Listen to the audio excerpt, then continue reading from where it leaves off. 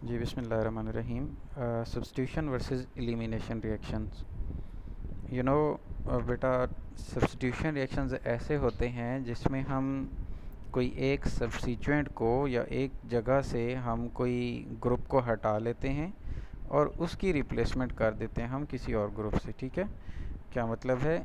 Suppose ये एक substitution reaction है जिसमें हमने यहाँ से हेलोजन को रिमूव करना है। ठीक है, और इसकी जगह कोई और ग्रुप अगर अटैच कर लेंगे, जैसे कि इस केस में अगर आप देखें, ये न्यूक्लियोफाइल जो है एक स्पीशी होती है जो न्यूक्लियस लवर होती है, जो कि पॉजिटिव के साथ अटैचमेंट या अफिनिटी रख रही होती है। ठीक है, तो ये अटैक जब करता है, यानी इसके ऊपर नेगेटिव चार्ज होगा तो ही ये पॉजिटिव पे अटैक करेगी ना। तो ये जो बॉन्ड हम देखते हैं हेलोजन वाला, हेलोजन और कार्बन का, तो इसमें हेलोजन पे नेगेटिव होता है और कार्बन पे पॉजिटिव। तो जो न्यूक्लियोफाइल होगा, that is the positive lover और affinity toward that of positive ion.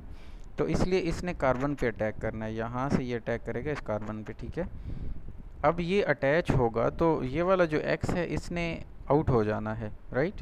सो ये वाला जो एक्स है हेलोजन, ये आउटकम के तौर पर अलग निकल आएगा। और ये अगर आप देखें तो CH3 ये वाला मॉलिक्यूल, उसने CH3 इधर लिख दिया है। ठीक है, और जो अटैचमेंट है उसने यहाँ बता दिया आपको, यानी सादे लफ्ज़ों में मॉलिक्यूल को उल्टा के बस दिखाया हुआ है, बाकी सेम चीज़ है। तो इसका मतलब क्या हुआ कि न्यूक्लियोफाइल अब अटैच हो गया, यानी in this reaction we are going to replace जो है halogen with the nucleophile, that is some sort of the more strong electronegative element and having affinity to that of the positive charge. So इस तरह के reaction को हम कहते हैं substitution, जिसमें हमने एक चीज़ को दूसरी के साथ सब्स्टिट्यूट कर दिया। इसके बाद अगर हम थोड़ा सा डीप डाइव करें तो आपको पहले यहाँ पे इसी एग्जांपल में देखना चाहिए, बिल्कुल उसी तरह आपके पास वही मॉलिक्यूल है, हेलोजन लगा, वही न्यूक्लियोफाइल पड़ा हुआ है। अगर न्यूक्लियोफाइल आपका कार्बन की बजाय अल्फ़ा के साथ ये बीटा वाली हाइड्रोजन पर अटैक कर लेता है, तो इसने यहाँ से क्या करना है? ठीक है, यहाँ से इसने H को उठा लेना है, तो NuH बन जाएगा। तो यहाँ से जब H जाएगा तो यहाँ वाला जो X है ये भी जाएगा और इन दोनों का आपस में बॉन्ड बन जाएगा। तो देखो NuH एक चीज़ बनी, X भी निकला, और यहाँ पे देखें आप तो डबल बॉन्ड के साथ कार्बन और कार्बन के दरमियान डबल बॉन्ड बन गया। तो in elimination reaction we are having the end product as alkenes, while in case of the substitution reactions we are having the same alkyl group replaced by the coming nucleophile. Okay, यहाँ ये difference main है, जो पहला है, सबसे पहला जो explanation या मैकेनिज़्म बेस्ड है, जो आपको पता होना चाहिए। अच्छा, यहाँ पे इसने एक जो है बच्चे टर्म यूज़ की है, उसको मैं बिल्कुल एक्सप्लेन कर देता हूँ। यहाँ आप आ जाएं ज़रा वाइट बोर्ड पे। ये टर्म वैसे तो BSc की है, लेकिन उसने बस इधर नाम लिख लिया, तो उसको एक्सप्लेनेशन देना ज़रूरी है। सपोज़ बच्चे आपके पास ये एक कार्बन है, फिर अगेन से एक कार्बन है, यहाँ पे एक हेलोजन अटैच है। ठीक है, अब ये जो जितने भी इसके ऊपर लगे हुए एटम्स होंगे, ये H पॉजिटिव, ये भी H पॉजिटिव, ये भी H पॉजिटिव, और यहाँ भी H पॉजिटिव। अगर आप देखें तो ये जो दो इलेक्ट्रॉन्स होंगे यहाँ पे कार्बन और हेलोजन के, हेलोजन इज़ मोर इलेक्ट्रोनेगेटिव, इसलिए ये जो पेयर ऑफ इलेक्ट्रॉन होगा that is more attracted toward that of X atom. ठीक है, या हेलोजन एटम। मोर अट्रैक्शन का क्या मतलब है कि ये उसकी तरफ अट्रैक्टेड है? इसका मतलब ये है कि अगर ये कार्बन और हेलोजन का बॉन्ड है तो ये इलेक्ट्रॉन कहीं हेलोजन के करीब पड़े होंगे, और इसका मतलब ये भी है कि whenever the bond is going to break, तो ये दोनों के दोनों इलेक्ट्रॉन, ये मोहतरम साहब जो हेलोजन पड़े हैं, ये ले लेंगे। अब इंडक्टिव इफ़ेक्ट जो वर्ड है उसको मैं ज़रा एक्सप्लेन कर देता हूँ। इंडक्टिव इफ़ेक्ट बेसिकली आया है वर्ड इंडक्शन से। इंडक्शन का मतलब होता है कोई चीज़ जो किसी टनल या किसी एक थ्रू चैनल कहीं ट्रांसफ़र हो जाए। अब यहाँ पे इसी पैटर्न ऑफ एलिमेंट्स की अरेंजमेंट को देखें, मैं कलर चेंज कर देता हूँ। यहाँ देखें बेटे, ये पार्शियल नेगेटिव है, अगर इसने दोनों इलेक्ट्रॉन को थोड़ा सा अपनी तरफ खींचना है तो इस पर पार्शियल पॉजिटिव चार्ज आ जाएगा। अब ये पार्शियल पॉजिटिव कैसे पूरा करेगा? ये जो है साथ वाले कार्बन से जो है इलेक्ट्रॉनों को विदड्रॉ करेगा, इधर खींचेगा, तो अब ये अपने पॉजिटिव की कमी की वजह से इधर वाले पे पॉजिटिव चार्ज दे देगा। और ये पॉजिटिव कहाँ से पूरा करेगा? यहाँ ये इधर हाइड्रोजन और कार्बन वाले जो इलेक्ट्रॉन पड़े हुए हैं इससे खींचेगा, तो ये भी थोड़ा सा स्लाइटली पॉजिटिव हो जाएगा। अच्छा, ये जब पॉजिटिव हो जाएगा तो उसके बाद अल्टीमेटली क्या होगा कि ये जो पॉजिटिव है ये स्लाइटली पॉजिटिव अवेलेबल हो जाएगा न्यूक्लियोफाइल के अटैक के लिए, और न्यूक्लियोफाइल नेगेटिव वाले वो इस पे तभी अटैक करते हैं। अब that effect of being positive at the beta hydrogen is because of the inductive effect, and inductive effect जो है बच्चा ये induce हुआ है because of this halogen atom। इस halogen ने induce किया है दोनों electrons को withdraw करके positive यहाँ पॉजिटिव इंड्यूस किया, और उसकी पॉजिटिविटी की वजह से इसने अगले कार्बन में पॉजिटिविटी इंड्यूस की है, और इस वजह से ये वाला जो है आपके पास ये भी इंड्यूस हुआ है। ठीक है, तो इस सॉर्ट ऑफ जो मैकेनिज्म या चेन सिस्टम है इसको हम इंडक्शन कह रहे हैं, इंडक्टिव इफेक्ट कह रहे हैं। अब अगर आप देखें तो बीटा हाइड्रोजन की वो बात कर रहा है कि beta hydrogen atom in alkyl halide is slightly acidic. अब एसिडिक जो है वो थोड़ा सा पॉजिटिव वाला था due to the electron withdrawing effect of the halogen, या उसी को उसने लिख दिया इंडक्टिव इफेक्ट। तो मैंने जस्ट इसी टर्म को एक्सप्लेन करने के लिए वो मैकेनिज्म आपको बताया।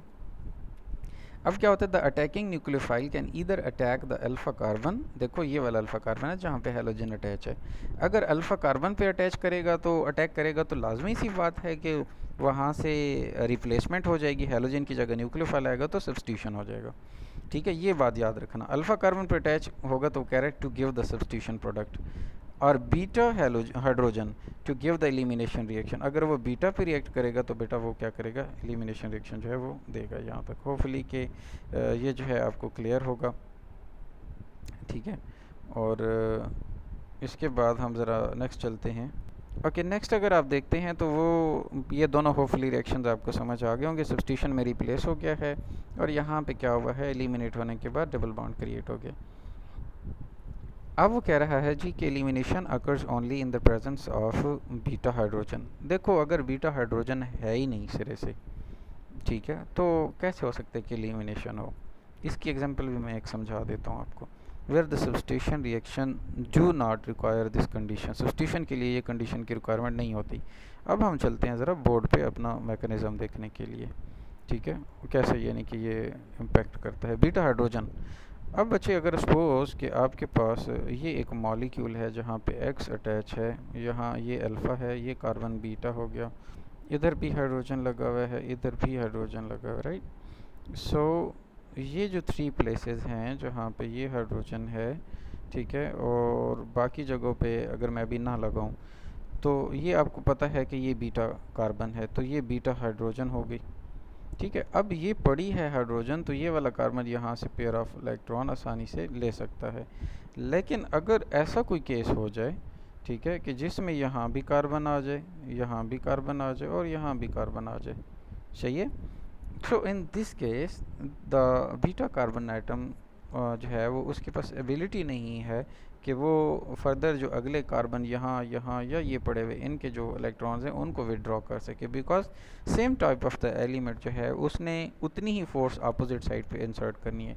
देखो जब हम कार्बन और हाइड्रोजन का कंपेयर करते हैं तो most importantly we have to study out about the electronegativity, that is 2.5 for carbon and 2.1 for the hydrogen. A little bit less electronegative is contained by the hydrogen atom. And अगर हम कहें कि भाई ये आपके पास दोनों इक्वली हो, यानी अगर कार्बन बॉन्ड कार्बन आ जाता है 2.5 का ये है 2.5 का ये है, तो भाई ये बीच में जितने मर्जी इलेक्ट्रॉन आप रख दोगे वो ऐसा नहीं होगा कि वो दूसरे की स्ट्रेचिंग इफेक्ट को कम या ज़्यादा कर सके।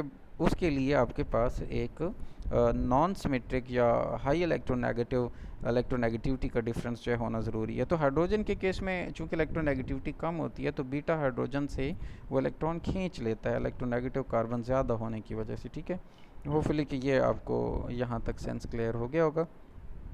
हम आगे मूव ऑन कर जाते हैं। अच्छा, उसके बाद यहाँ पे आते हैं बेटा, तो आपको होपफुली अब ये पता सब्स्टिट्यूशन के लिए ऐसा नहीं, सब्स्टिट्यूशन के लिए तो बस सिर्फ हैलोजन ने हटना है ना, उसकी जगह नया लग जाएगा, तो चाहे इधर जो मर्जी हो पड़ा सिस्टम सब्स्टिट्यूशन हो जाएगी।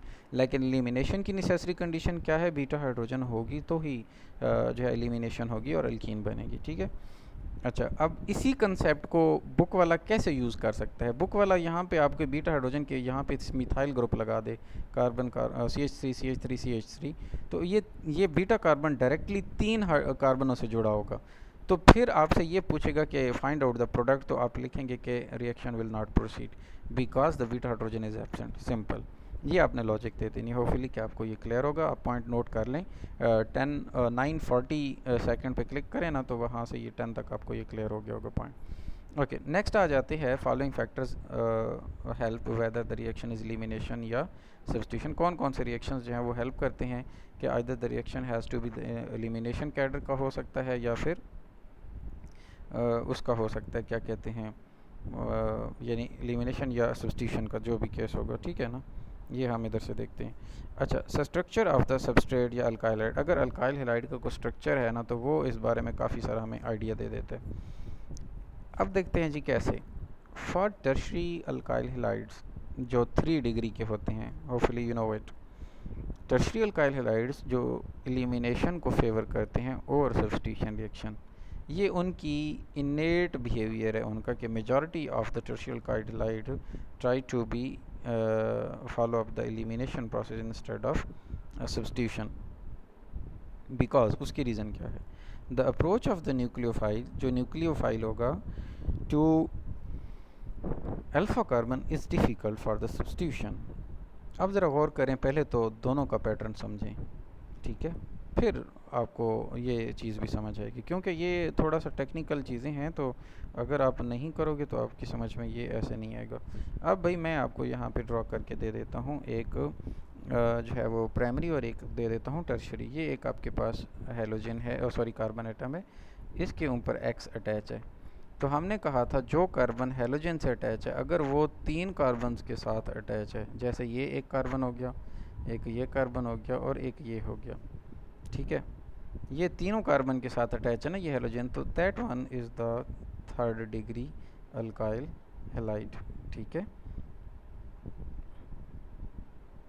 अब जो अल्काइल हैलाइड है ये 3rd डिग्री का है। इसका मतलब क्या है बच्चा, कि इसके जो हेलोजन है जिस कार्बन पर अटैच है वो वर्दर 3 कार्बन से अटैच है। अब मैं इस कार्बन का इधर CH3 को खोल देता हूँ, ये इसको खुले करके लिख देता हूँ HH को, ठीक है, वैसे ये भी CH3 होता। अब चेक करें, ये अल्फ़ा कार्बन है तो ये वाला क्या हो गया, बीटा कार्बन। बीटा है तो ये हाइड्रोजन बीटा, ये भी हाइड्रोजन बीटा, ये भी हाइड्रोजन बीटा, ठीक है, बीटा कार्बन के साथ अटैच तीनों हाइड्रोजन बीटा। अच्छा, सिर्फ ये वाला कार्बन बीटा नहीं है बल्कि ये भी बीटा ऑप्शन है, ठीक है, तो इसके कार्बन तीनों भी बीटा होंगे। ये कार्बन भी बीटा है और ये तीनों भी देखें तो क्या हो जाएंगे, बीटा हाइड्रोजन हो जाएंगे। अब यहाँ पे ये अल्काइल हैलाइड है टर्शरी, तो टर्शरी अल्काइल हैलाइड के पास बीटा हाइड्रोजन्स की जो स्ट्रेंथ है वो तो काफ़ी ज़्यादा है। और दूसरी बात कि अगर सब्स्टिट्यूशन होगी तो ये पूरा एरिया बीटा हाइड्रोजनों से कवर्ड है। सब्स्टिट्यूशन के लिए उसको यहाँ से क्रॉस करके इस कार्बन को छेड़ना होगा, अल्फ़ा कार्बन को, तो ये काफ़ी मुश्किल हो जाएगा, क्योंकि alpha carbon is some sort of in hidden place as compare to that of the primary alkyl halide. तो इसलिए यहाँ पे ये टर्शरी अल्काइल हैलाइड्स को ज़्यादा फेवर करते हैं। That's hopefully clear. बात समझ आइए, मुझे हैंड रेज करके बता दें। दूसरा भी मैं केस ओके मैं बच्चा दूसरा भी केस पुट कर देता हूँ। यहाँ देखिए आप ज़रा प्राइमरी का केस, यहाँ X पड़ा हुआ है। अब प्राइमरी अल्काइल हैलाइड क्या होंगे, जिसके आगे कार्बन जो है वो इस तरह से पड़े हुए होंगे, जो टर्शरी नहीं है, अब ये प्राइमरी है, इसका एक ही हाइड्रोजन से अटैच है, इधर भी हाइड्रोजन है, इधर भी हाइड्रोजन है, तो ये दोनों छोटे से ग्रुप्स हो गए, ठीक है, इधर भी हाइड्रोजन, इधर भी हाइड्रोजन। अब ये कार्बन बीटा है, अब इसके पास पहली बात है चांस ऑफ जो बीटा है वो 3 पड़े हुए हैं, बस ये जहाँ पे अगर अटैक हो जाए तो हो जाए, अदरवाइज़ ये छोटे छोटे हैं तो अल्फ़ा कार्बन भी एक्सपोज्ड है, लिहाजा उस पर भी आराम से अटैक हो सकता है। इसलिए सब्स्टिट्यूशन को ये फॉलो ज़्यादा करेंगे और ये सब्स्टिट्यूशन की बजाय ई को फॉलो करेंगे, एलिमिनेशन मैकेनिज़्म को। उम्मीद है कि ये पैटर्न आपको क्लियर हो गया होगा और अच्छी खासी डिटेल के साथ। ओके, तो यहाँ पे इसने अगर गौर करें तो कुछ एग्जांपल दिए, CH3 bond CH2 bond X, ये है प्राइमरी अल्काइल हैलाइड, ठीक है। इसके साथ ये उसने चीज़ क्या मिलाई है, O और C2H5ONa, ठीक है। अल्कोहल की प्रेजेंस में जब ये करते हैं तो दोनों चीज़ें अटैच हो जाती हैं। ये एक रिएक्शन होता है और मेरे ख्याल से इसने इधर बताया नहीं है, लेकिन ये वर्ड्स फिटिंग रिएक्शन है, उसका एक सिंपल शॉर्टकट है। अच्छा, इसको मैं ज़रा एक्सप्लेन भी कर देता हूँ कि एक्सप्लेनेशन में बेटा ये है कि ये जो OCH2 ये वाला जो मैंने बॉक्स में लिखा है, ये आयोनाइज होगा ना, तो ये एक Na का आयन बनाएगा और एक OC2H5 का बनाएगा। अगर मैं बोर्ड पे जाऊँ तो ये आपके पास कैसे आयोनाइज होगा मैं बता देता हूँ। C2H5O नेगेटिव है और Na पॉजिटिव है। ये पॉजिटिव वाला हटेगा तो ये आपके पास पूरा का पूरा एक नेगेटिव 1 CP काउंट होगी, जिसको हम न्यूक्लियोफाइल कहेंगे, जो कि न्यूक्लियोफाइल नेगेटिव चार्ज वाला होता है। तो ये वाला पार्ट इसका नेगेटिव है न्यूक्लियोफाइल। अब इसने अटैक करना है, कहाँ अटैक करेगा? उस जगह पर अटैक करेगा जहाँ पे जो है वो आपके पास CH3 बॉन्ड CH2 बॉन्ड इधर X लगा हुआ है, तो ये हट जाएगा और उसकी जगह पर यहाँ अटैक करेगा। जब यहाँ अटैक करेगा तो अगर आप गौर करें CH3 बॉन्ड CH2, अब इस वाला अगर आप देखें तो यहाँ पे O आएगा बॉन्ड, फिर C2H5, ये वाला केस हो जाएगा। इसका मतलब यहाँ पे ये चीज़ एक न्यूक्लियोफाइल के तौर पर अटैच हो गई, ये रिप्लेस हो गया, सब्स्टिट्यूट हो गया, right, to that of the halogen. अब दोबारा आते हैं, यहाँ देखें ये आपके पास C3 bond CH2 bond X है। अब हेलोजन को हटा के हमने क्या लगाना है? ये OC2H5 लगाना है। CH3 CH2 यहाँ तक ये हो गया, आगे जो है वो हमने ये वाला ग्रुप लगा दिया, ठीक है। और हेलोजन जो है वो किसके साथ, इधर से Na उठाया, इधर हेलोजन उठाया, तो NaX ये आपस में बन जाएंगे, ठीक है। अच्छा, दूसरा प्लस उसने लिखा हुआ है एलिमिनेशन। अब यानी कि न्यूक्लियोफाइल जब अटैक करता है तो न्यूक्लियोफाइल के लिए कोई एक वॉल क्लियरली नहीं होती कि उसने जाके जी बीटा हाइड्रोजन पे नहीं करना और बीटा कार्बन पे अटैक करना है। वो दूसरा प्रोडक्ट भी बनाएगा, लेकिन मेजॉरिटी जो फेवरेबल जो आउटकम है that is of the substitution. इसलिए हम कंसीडर मेजर को भी कर लेते हैं, लेकिन साथ में माइनर भी, बिल्कुल थोड़ी सी अमाउंट में एलिमिनेशन भी होगी। मतलब यहाँ से एक हाइड्रोजन जाएगा, वहाँ से X जाएगा और आपस में डबल बॉन्ड बन जाएगा। तो ये पॉसिबिलिटी भी हो सकती है, लेकिन there are the 12% chances of elimination and 88% chances of substitution. जाग रहे हैं बच्चों?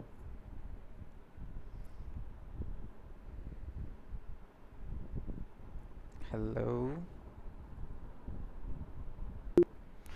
यहाँ देखें आप ज़रा, तो ये थोड़ा सा सेकेंडरी अल्काइल हैलाइड आ गया है, जिसमें जो कार्बन के ऊपर हेलोजन लगा है फर्दर एक इधर अटैच है और एक इधर, 2 से अटैच है। 3 से होता तो वो टर्शरी होता। अब ये जस्ट आपको ये बता रहा है कि जब बल्कि ग्रुप आ जाते हैं फिर क्या होता है।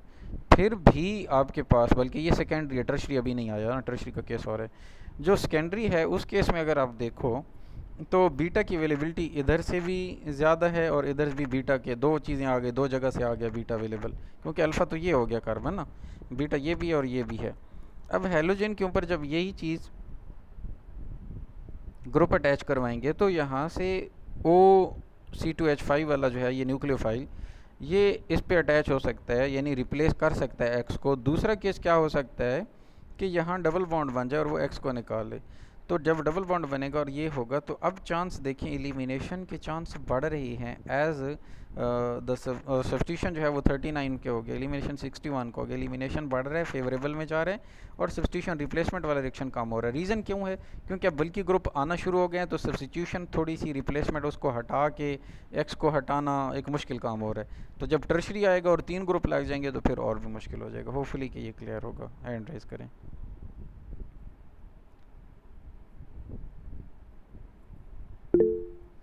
नेक्स्ट आ जाता है बच्चा कि नेचर ऑफ द बेस।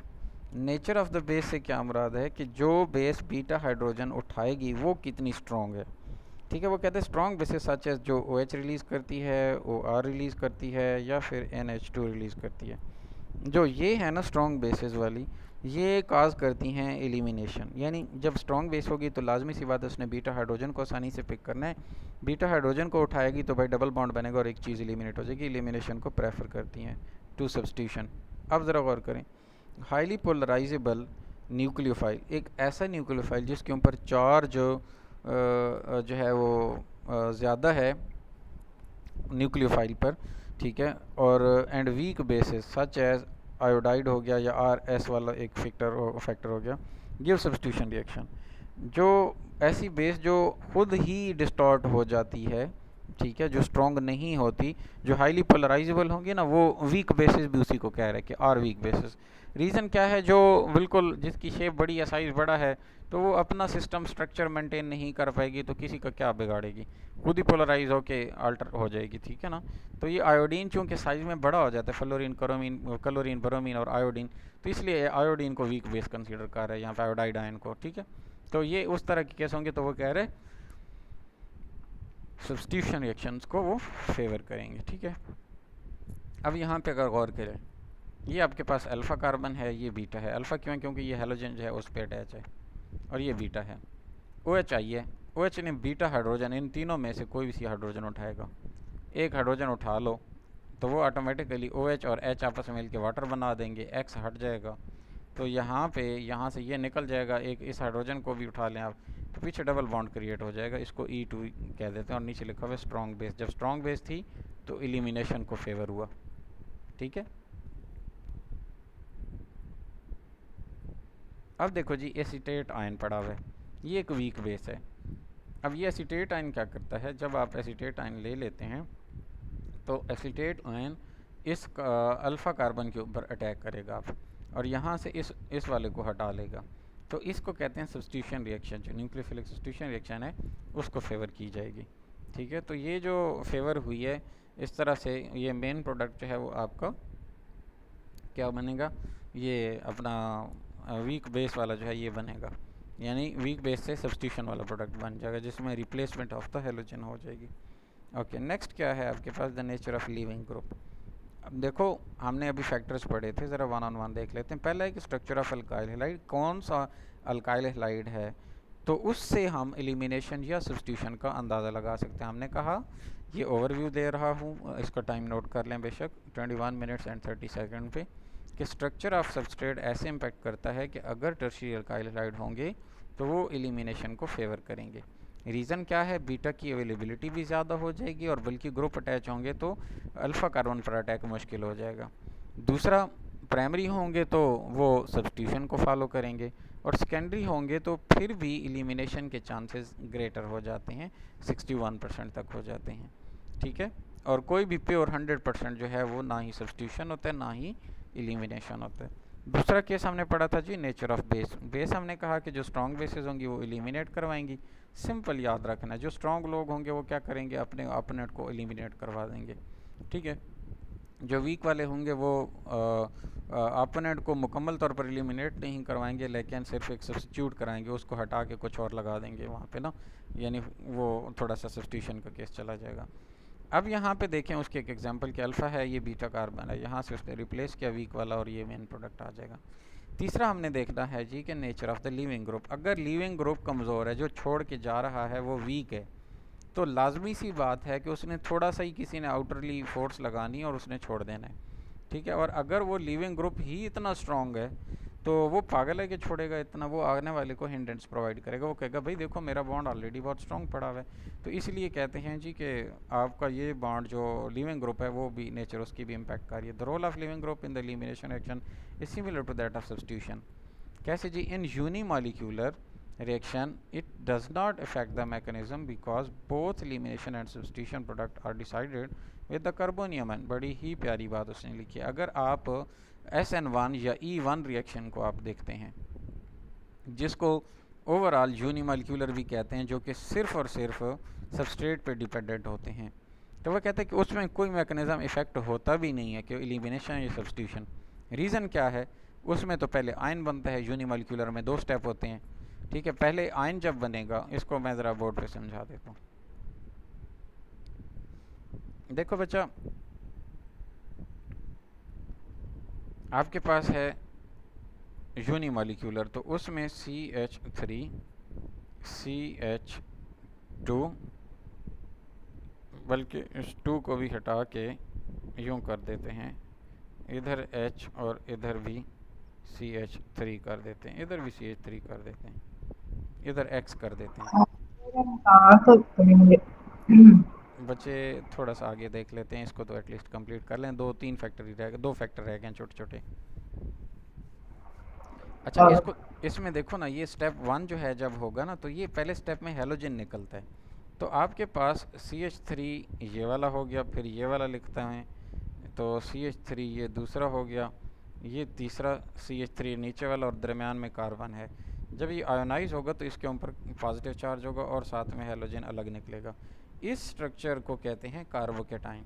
अब जब कार्बोकेटाइन बनता है, दोनों स्टेप में एलिमिनेशन हो या सब्स्टिट्यूशन हो, ये वाला केस जो है वो कह रहा है स्ट्रक्चर ऑफ अल्काइलाइड केस में, नेचर ऑफ लिविंग ग्रुप में, जब पहले स्टेप में अगर ये यूनिमॉलिक्यूलर में उसने लिविंग ग्रुप जब छोड़ के ही चला गया तो सब्स्टिट्यूशन और उस वाला तो रोल ही ख़त्म हो गया। अब इसके पास इधर से अटैक करने के भी चांस हैं, इधर से अल्फ़ा पे और इधर से इन कार्बन के साथ जो जुड़ी हाइड्रोजन है उस पर बीटा है, यानी बीटा भी अवेलेबल है और पॉजिटिव कार्बन भी अवेलेबल है, तो दोनों चांस हो सकते हैं। तो वो यही कह रहा है कि यूनिमॉलिक्यूलर में तो ये इफ़ेक्ट नहीं होता मैकेनिज्म इससे, ठीक है, कार्बोनियम आयन से। हाउएवर इन बाईमॉलिक्यूलर रिएक्शन जिसमें दोनों काम एक साथ होते हैं, primary product greatly depends upon the nature of the leaving group. तो लीविंग ग्रुप जिस तरह का होगा उसी तरह आपका प्राइमरी प्रोडक्ट होगा। देखो ये एन का मतलब एक मल्टीपल कार्बन एटम्स पड़े हुए हैं, ठीक है, और उसके साथ एक्स का मतलब क्या है जी, ये है आपका हेलोजन, ठीक है। अच्छा, CH3 थ्राइस का मतलब ये लिखा हुआ है बच्चा के, जैसे मैंने ये बात बताई ना, ये कि कार्बन से ये है C और साथ में 1 2 3 CH3 लिखे हुए हैं, तो इसको CH3 थ्राइस बोलते हैं कि 3 CH3 अटैच हुए हैं एक ही प्लेस पे, ठीक है, कार्बन पे। तो ये जो बेसिकली वो लिख रहा है ना CH3 थ्राइस, इसका मतलब इस कार्बन के ऊपर तीनों ऊपर नीचे और राइट लेफ्ट साइड पे ये लगे हुए हैं। और फिर और ये जो है ओके के बाद फिर अगर फर्दर हम चलें तो मिथानॉल भी उसने साथ में डाला हुआ है और ये भी CH3 के साथ टर्शियरी अल्कोहल ऐड किया हुआ है। अच्छा, इसको एक यूनिवर्सल आप देखें तो बेटे यहाँ पे 18 कार्बन है टोटल, तो 18 और पिछला एक स्टेप डाउन करें तो 17 हो जाएगा ना, तो 17 और 18 के दरमियान ये डबल बॉन्ड बन गया, ठीक है, और बाकी 16 इधर पड़े हुए हैं, तो टोटल हैं उतने ही, ठीक है। और यहाँ पे अगर आप देखें तो जिसमें 18 के 18 पूरे उसी तरह पड़े हुए हैं, और ये जो है वो आपके पास एज अ सब्स्टिट्यूएंट के तौर पर ये न्यूक्लियोफाइल अटैच, ये सब्स्टिट्यूशन रिएक्शन है, लिहाजा एलिमिनेशन ज़्यादा 85% है और 15% जो है वो आपका सब्स्टिट्यूशन रिएक्शन हो रहा है। तो यहाँ से इस बात से हमें क्या पता चला नेचर ऑफ लिविंग ग्रुप से, कि यूनिमॉलिक्यूलर में लिविंग ग्रुप की नेचर कोई इफेक्ट नहीं करती। ये रिव्यू दे रहा हूँ 27 सेकंड पे, कि लिविंग ग्रुप की यूनिमॉलिक्यूलर के अंदर कोई नेचर पे डिपेंडेंट नहीं होता, और जो एलिमिनेशन रिएक्शन होते हैं जो बाईमॉलिक्यूलर होंगे उन पे इफेक्ट एलिमिनेशन सब्स्टिट्यूशन करते हैं। आगे क्वेश्चन क्या है कि जो बाईमॉलिक्यूलर होते हैं वो ज़्यादातर एलिमिनेशन को फेवर करते हैं और कम जो है परसेंट उनकी सब्स्टिट्यूशन को फेवर करती है, ठीक है। इसके बाद है जी नेचर ऑफ सॉल्वेंट, ये तीसरी बात आ जाती है, बल्कि ये चौथी बात आ जाती है। Elimination is more favoured by the substitution than the substitution by decreasing the solvent polarity. अगर सॉल्वेंट नॉन पोलर है, अगर सॉल्वेंट नॉन पोलर है तो आयोनाइज वो नहीं करेगा, इतना ज़्यादा खींचेगा नहीं, तो इसलिए एलिमिनेशन जो है वो ज़्यादा फेवर होगी। दस अल्कोहलिक KOH, अगर अल्कोहलिक KOH अगर आप डाल देते हैं वो अफेक्ट करता है एलिमिनेशन को, while more polar aqueous KOH, अगर पानी उसके अंदर KOH के अंदर डाल के फिर आप डालते हैं, देखो KOH ही डालना है आपने, KOH बेसिकली एक बेस है, ठीक है, हाइड्रोक्सिल आयन उसमें रिलीज़ होंगे ना, तो ये पोटाशियम हाइड्रोक्साइड जब KOH डालेंगे तो एक अल्कोहल के अंदर डालते हैं और एक पानी के अंदर मिला के डालते हैं। अगर अल्कोहल के अंदर डालेंगे तो वो नॉन पोलर होगी, ठीक है, इसलिए वो नॉन पोलर वाली किसको फेवर करती है, एलिमिनेशन को, ठीक है। और उसके बाद जो मोर पोलर आ जाती है जिसमें पानी मिला लेते हैं, क्योंकि पानी के पास ऑक्सीजन और हाइड्रोजन है जिसमें पोलैरिटी आ जाती है, तो वो सब्स्टिट्यूशन को फेवर करेगी, ठीक है, ये आपने ख्याल रखना है। E1 is favoured by the polar solvents and SN1 reaction like SN1, जिनको यानी कि दोनों जो हैं SN1 हो या E1, ये दोनों पोलर सॉल्वेंट्स को फॉलो अप करते हैं, और in non polar solvents the reaction will be follow the E2 और मैकेनिज्म जो है वो फॉलो करेगा। अब आ जाता है टेम्परेचर का इफेक्ट। इंक्रीज इन टेम्परेचर जो है will favour the elimination more than substitution. जब आप टेम्परेचर बढ़ाएंगे तो उस टाइम पे क्या होगा, एलिमिनेशन को फेवर किया जाएगा और सब्स्टिट्यूशन से पहले, यानी सब्स्टिट्यूट करने की बजाय वो मॉलिक्यूल सूख जाएगा और कुछ एलिमिनेट कर जाएगा, आप इस तरह याद कर लें, तो एलिमिनेशन को फेवर किया जाएगा। Because the substitution reaction involve less reorganisation. Substitution में क्या होता है कि उसने अपनी जगह तो कम ही चेंज कर दी है ना, तो इसलिए अगर सब्स्टिट्यूशन होगी तो बाकी सारे का सारा मालिक्यूल उसी तरह का, जस्ट एक ने हटना है दूसरे ने आ जाना है, तो रीऑर्गेनाइज तो इतना ज़्यादा टाइम नहीं लेता ना। तो जहाँ पे टेम्परेचर का चेंज या इंक्रीज ज़्यादा होता है बेसिकली वहाँ बॉन्ड की ब्रेकेज और फॉर्मेशन हो रही होती है, ठीक है ना। तो एलिमिनेशन की बजाय जो सब्स्टिट्यूशन है उसमें लेस बॉन्ड की चेंजिंग इन्वॉल्व होती है, इसलिए वो जब एलिमिनेशन या हाई टेम्परेचर रेज होगा तो वो एलिमिनेशन को ही फेवर करेगा। ठीक है, यहाँ पे देखें ये आपके पास एक हेलोजन पड़ा हुआ है, सॉरी हेलाइड वो पड़ा हुआ है, अल्काइल हेलाइड। तो वो क्या करता है, NaOH के साथ डाला आपने, तो बाईमालिक्यूलर रिएक्शन है, ठीक है। तो बाईमालिक्यूलर में दोनों स्टेप एक ही काम में, एक ही स्टेप में हो रहे होंगे, तो यहाँ फौरी तौर पर प्रोपीन बनेगी, ठीक है, जिसमें और साथ में क्या है जी, प्रोपेनॉल बनेगा। ठीक हो गया। अब ये 45 डिग्री पे उन्होंने किया तो 53 चांस थे अल्कीन के, ठीक है। चांस जो है किसके ज़्यादा थे, यानी कि जो एट 100 डिग्री पे आप गए हैं तो उसके इसी के चांस बढ़ गए। मतलब क्या हुआ कि 40 डिग्री पे 45 पे चांस ऑफ प्रोवीन एलिमिनेशन के चांस कम है, 53% एलिमिनेशन हुई है, और 100 डिग्री टेम्परेचर बढ़ाया तो एलिमिनेशन के चांस बढ़ गए हैं। तो इसलिए वो कह रहे हैं कि increase in the temperature will favour elimination more than substitution. बस ये एक छोटी सी केमिस्ट्री है, होपफुली कि ये आपको क्लियर होगा। ये क्विज़ की तरफ आते हैं। Quiz is getting start at the 30th minute. अब यहाँ देखें तो जी आपके पास क्विज़ पड़ा हुआ है कि व्हाट इज़ कार्बोनियम आयन। बेटा कार्बन के ऊपर अगर पॉजिटिव चार्ज आ जाए तो ऐसे आयन को, बने हुए आयन को कार्बोनियम आयन कहते हैं, ठीक है। दूसरा क्या है जी, what is the leaving group, the one that is going to leave the molecule या सबस्ट्रेट। जैसे हेलोजन छोड़ता है ना अल्काइल हैलाइड में सब्स्टिट्यूशन में, तो वो लीविंग ग्रुप होगा। Define bond polarity. Bond polarity is basically the shifting of electronic cloud to either side of the atoms. आप यूँ भी कह सकते हैं कि ये इलेक्ट्रोनेगेटिविटी का डिफरेंस है, जितना ज़्यादा होगा उतना बॉन्ड पोलर होगा, ठीक है। दूसरा है जी bond energy, the amount of energy require to break the bond, ठीक है, इसको हम बॉन्ड एनर्जी कहते हैं। न्यूक्लियोफाइल इज़ द सब्सटेंस, नहीं is a species that is going to attack on the nucleus, ठीक है ना, न्यूक्लियस लेवल होगा। और इलेक्ट्रोफाइल जो है ये क्या होगा, इसके ऊपर न्यूक्लियोफाइल न्यूक्लियस लवर है तो खुद पे पॉजिटिव चार्ज होगा या नेगेटिव, तो भाई न्यूक्लियस से न्यूक्लियस ऑलरेडी पॉजिटिव होता है तो उससे नेगेटिव वाला ही होता है, तो न्यूक्लियोफाइल नेगेटिव होगा। न्यूक्लियोफाइल और नेगेटिव याद रख लें, न्यूक्लियोफाइल हमेशा नेगेटिव होगा और इलेक्ट्रोफाइल जो है ये हमेशा पॉजिटिव होगा, ठीक है। What are the primary secondary and tertiary carbon, तो आपको पता है 1 डिग्री 2 डिग्री और 3 डिग्री कार्बन को प्राइमरी सेकेंडरी और टर्शियरी कार्बन कहते हैं। इससे आगे इंतहाई इंपॉर्टेंट टॉपिक आने वाला है, without missing a single lecture. इसकी डिटेल आपको बड़ी अच्छे तरीके से आनी चाहिए क्योंकि ये ऐसा टॉपिक है जो आपका हर जगह इस्तेमाल होगा, और आगे के टॉपिक्स थोड़े से, उससे आगे जो टॉपिक होगा लिटिल बिट मुश्किल हो जाएगा, अमीन्स वाला, ठीक है ना, वो हम देख लेंगे, इतना मुश्किल नहीं है, शायद अमीन में भी पैटर्न फॉलो हो रहा है। तो अच्छा, अमीन्स के बाद इस चैप्टर के अंदर कुछ भी नहीं है मेरे ख्याल से, फिर ये एंड हो जाता है। यस, तो ये जो कल हमने करना है दैट इज़ द ग्रिग्नॉड रीजन, ठीक है। तो ग्रिग्नॉड रीजन बहुत इंपॉर्टेंट है, बहुत इंपॉर्टेंट है। और उसके बाद अमीन्स, अमीन्स भी अच्छे खासे इंपॉर्टेंट हैं, उसमें मतलब डीप डाइविंग कंसेप्ट हैं। कंसेप्ट आपको अच्छे से समझ आ जाएंगे इंशाल्लाह, बाकी आपके लिए मेमोराइज़ करना इतना मसला नहीं है, ठीक है। होपफुली कि आपको बच्चे आज के लेक्चर समझ आया होगा। If you are loud and clear then leave a message, answer छोड़ें, मुझे बच्चे बताएं।